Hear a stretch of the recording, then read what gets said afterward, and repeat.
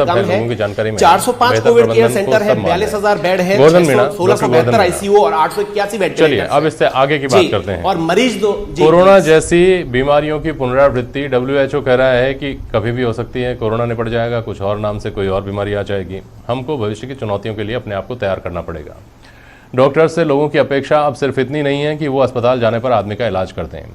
Doctor से लोगों की अपेक्षा अब ये है कि वो बीमारियों की रोकथाम, नई बीमारियां पैदा नहीं हो, इसके लिए रिसर्च करें, इसके लिए लगातार पढ़ते लिखते रहें, चीज़ें तैयार करते रहें, दवाइयां तैयार करते रहें। इस तरह की चुनौतियों से पार पा पाएंगे क्या हम? गोवर्धन मीणा, इन अपेक्षाओं को पूरी कर पाएंगे क्या?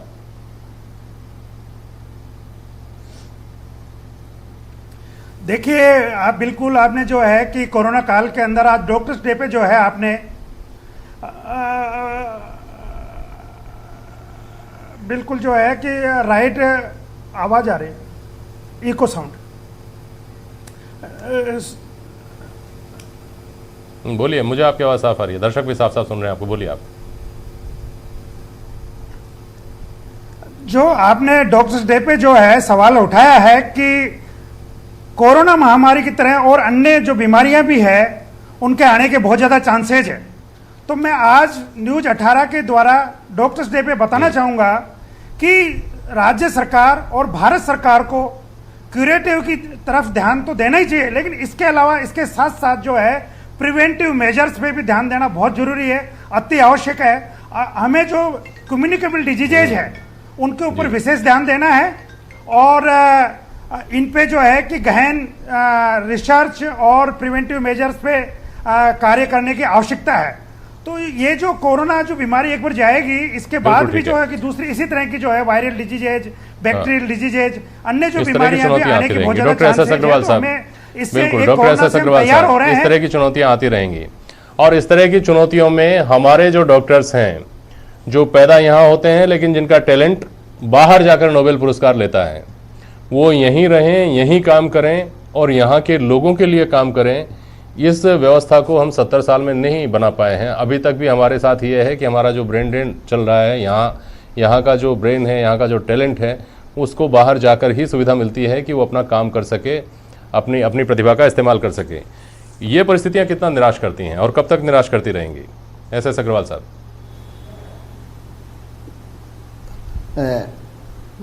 ये बिल्कुल जग जाहिर है, सबको मालूम है कि हम 60 बरस के अंदर, 70 बरस के अंदर ये नहीं करें।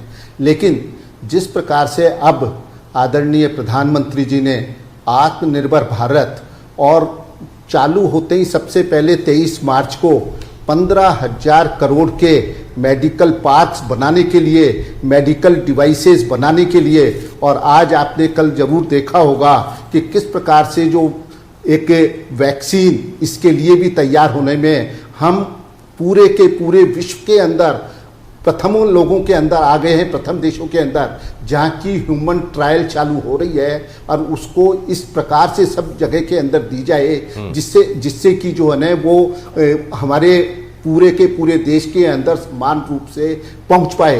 यही नहीं, जिस प्रकार से जो प्रबंधन किया गया है और जो सारे सामान और जो सब चीज़ें यहाँ पर उपलब्ध हुई हैं, आगे आने वाले टाइम के अंदर जिस प्रकार से ICMR ने और जिस प्रकार से इस वैक्सीन को देने के लिए, बनाने के लिए स्पेशल बजट तैयार किया गया है और उसके लिए दिया गया है, तो मैं वो कह रहा हूँ कि वो टाइम नहीं है। सरकार ने इसके लिए अपनी प्रायोरिटी फिक्स करनी पड़ेगी और किस प्रकार से हम आत्मनिर्भर बने।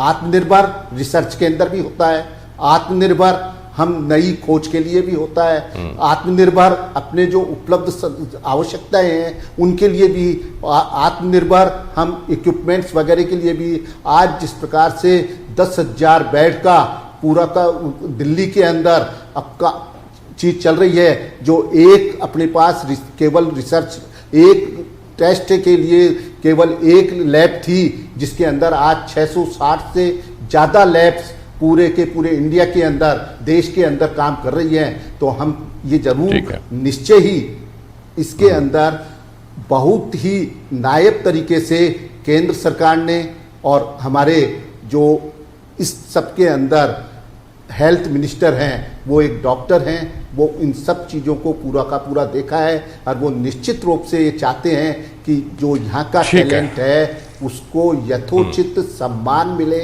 और सम्मान के साथ साथ वो यहाँ पर कार्य करे, ऐसा माहौल बने, ऐसा वातावरण तैयार हो जिससे कि यहाँ का टैलेंट यहाँ पर रखकर पूरे विश्व को यहाँ से वो सब